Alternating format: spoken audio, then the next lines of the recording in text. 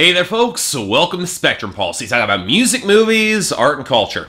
And today we're going to be talking about the newest album from B.o.B, titled Psycadelik Thoughtz. You know, I can't imagine what it might feel like for a rapper who loses all their hype, especially one who actually made it big for a second in the mainstream before it all fell apart on him. And the more I've reflected upon the career of B.o.B, Atlanta MC that was once being compared to Andre 3000 for his flow, his fascination with other genres, and his guitar skills, I'm starting to think that might be the case here. After a series of well-received mixtapes, he smashed onto the scene with the adventures of Bobby Ray, which despite being a pretty uneven album, did show off a rapper with real chops, a unique brand of production, and an amount of charisma that could play to the mainstream. Which of course was what happened with huge songs like Airplanes and Nothing on You and Magic that were pretty solid songs too. He followed up with Strange Clouds in 2012, which was just as uneven but did have some solid songs that I really love to this day on it, including So Good and Bombs Away and Where Are You, B.o.B versus Bobby Ray. And then without warning it all fell apart. His buzz seemed to evaporate without having good singles behind him, and hip-hop went for the darker trap sound and he struggled to keep up. But struggle might be the wrong word here, because I reviewed his 2013 album Underground Luxury and it sucked. Not just because of messy trap beats, but because B.o.B was just wallowing in lazy, badly written hedonism. For a rapper who once had such imagination and potential to evolve into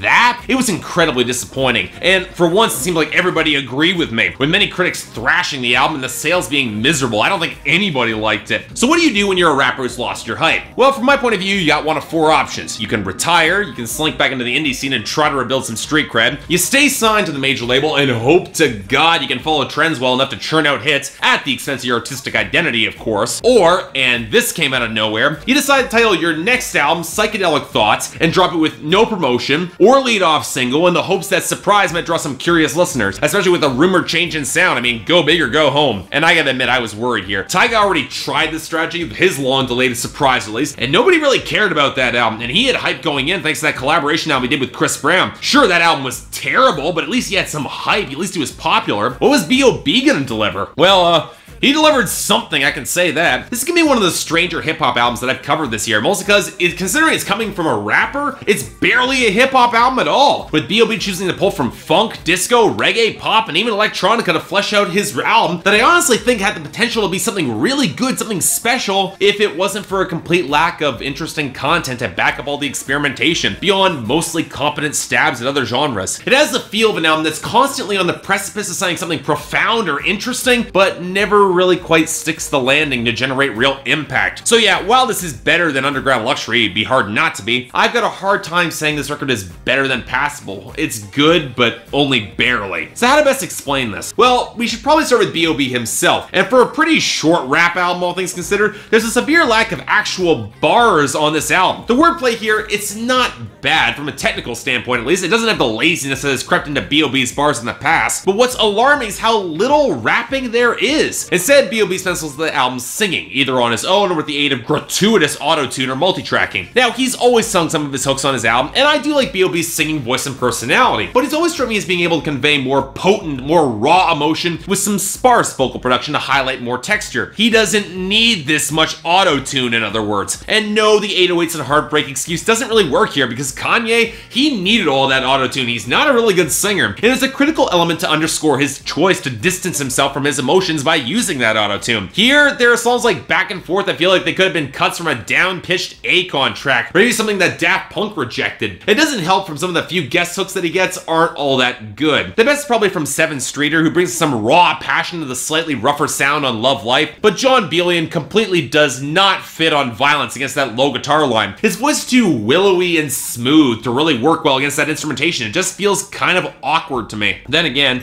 awkward might as well be the story of this album, especially when we get to instrumentation and production. And here's the thing, I know that one of B.o.B's biggest influences is Andre 3000, who blended guitars and genre bending, even more singing into his sound effortlessly. But where with Andre it felt soulful and potent, B.o.B's production doesn't have that organic swell, even despite the clean acoustic guitars that show up on Plain Jane and Violet Vibrato, or the funk elements on Confucius and Hourglass, or the retro disco on Back and Forth. It feels so polished and clean to be almost sterile, and the gratuitous pitch correction and blubbery synths don't help matters, especially when the beats on this album feel so inexcusably cluttered and busy. Most of them picking up this buzzy filter to pile onto a mix that desperately needs to pick up a tighter, more fiery melodic groove that it just does not have. Now, I'm sure it wasn't an issue of budget here. The more symphonic strings and spaceship production shows that B.o.B and his producers had the money and had the time to refine this record and give it a more polished pop sensibility. And as much as the disco groove on Back and Forth feels like a Random Access Memories reject, that pre-chorus, it had some promise behind it. The thick strumming with the hints of strings and roiling drums on Plain Jane, they had impact. And the cavernous song Hourglass did have some real funk behind it that I did like. Hell, when this album does offer a tighter groove like on the minimalist line behind Violence, or the odd warped shift in the guitars on Up that remind me oddly of some instrumentation on Sage Francis's last album Copper Gone, it can build some impressive atmosphere. But for how polished and clean the vibes are on this album, how pop friendly it is, especially when B.o.B can build to a really good crescendo, I find myself looking for an explosive payoff that he could deliver on his first two albums, and those payoffs just don't happen here. It's weird. And you know,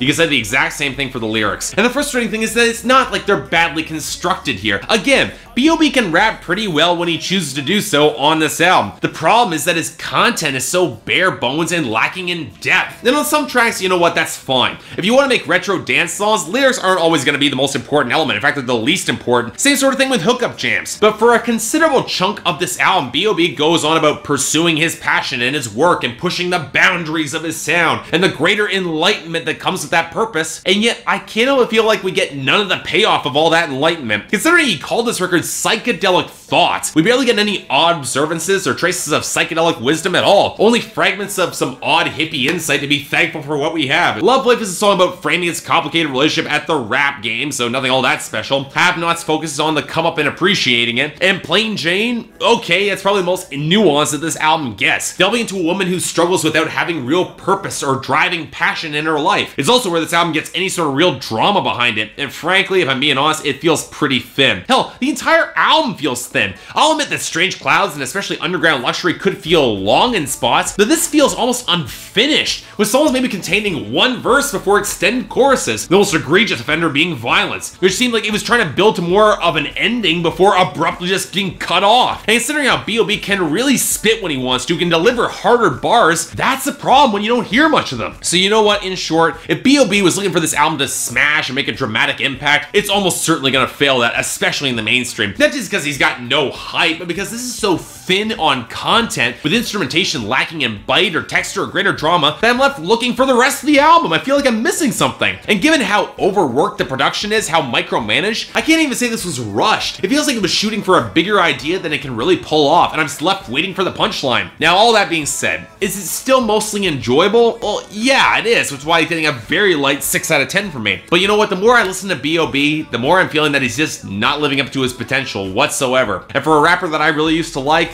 I gotta say something, that's a disappointment. So yeah, thanks a lot for watching. If you'd like to like and subscribe, I'd be more than grateful. Now, if there's any other albums you guys want me to cover or anything else coming out that you think is worthy of my interest, I'd be more than happy to give it a listen. Until then, I'm Mark, you're watching Spectrum Pulse, and I'll see you next time.